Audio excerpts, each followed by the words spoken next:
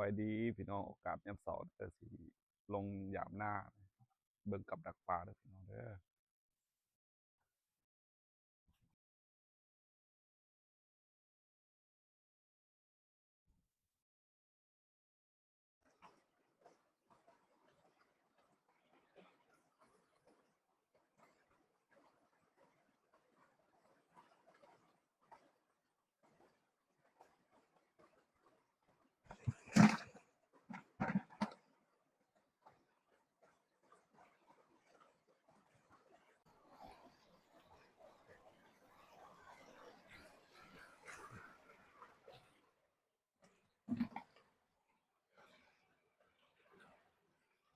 มีแต่กระหอย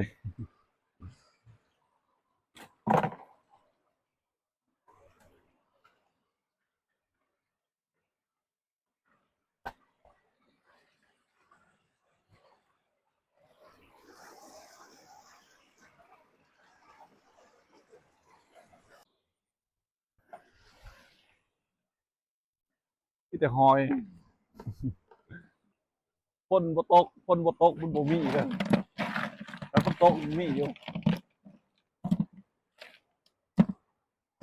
เอามื้อนี้สิไปกินกระหอยแล้วบ่ได้กินปลาแล้วมื้อนี้น่ะ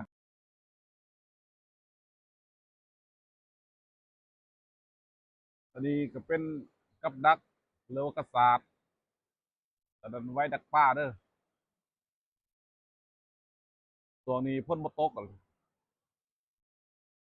แล้วปลาบ่ลงแต่กระหอยนี่มื้อนี้กินกระหอยแล้วมื้อนี้